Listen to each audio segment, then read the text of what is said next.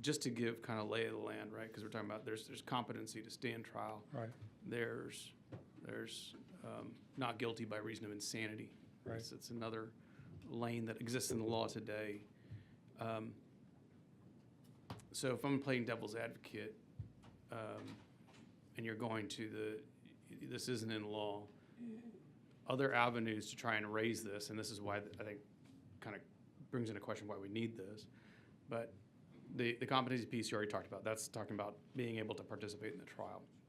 Not guilty by reason of insanity is a different standard that is not this standard, where someone could have all those voices and do all that stuff that you just described, but because they still know it's wrong to kill someone, that doesn't count. Right. Right? So all of those things that you would think of as in a layman's term, you think not guilty by reason of insanity, like that would be the ideal, that would be the perfect situation to illustrate that, but it isn't how it works in case law, right? Right. And so then you have special questions.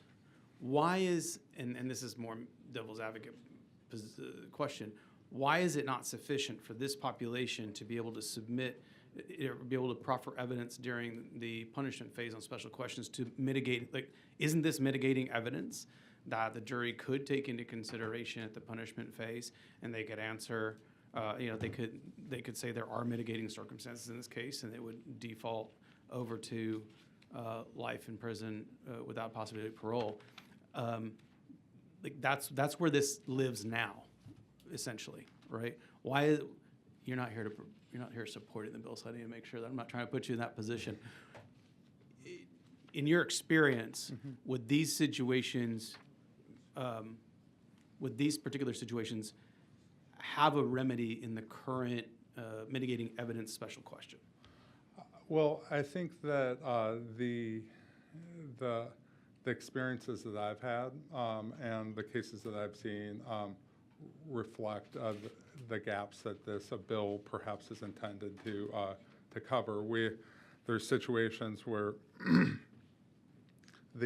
had a client who was sentenced to death strapped to the Hannibal Lecter chair in 1996, and then it was we got appointed 7 years ago, and then in 2020 everyone agreed that he was incompetent to be executed, but in the meantime spent 24 years on death row and had prior execution dates, right? And so the criminal justice system isn't sometimes isn't as sensitive to picking up on these issues under the current. Yeah, and I didn't even get to that part of it. You got to then be competent to be executed. Right. Right. So that's a whole nother. Then Right. you're going to deal with it then. So, I think I just in terms of procedure, this goes the way this bill is built. This is a pretrial determination, correct? It's a Or not pretrial. It's a trial level. Special.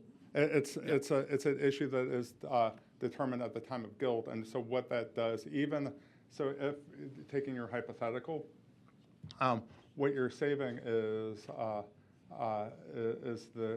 the cost and expense of all of which might be hundreds of thousands of dollars in a capital case of the punishment phase of the death penalty trial. Yeah, I'm sorry, I misspoke. But it takes place at a point where you can essentially cleave off the back half of that. Right. Still accountability. It's very different from someone raising NGRI.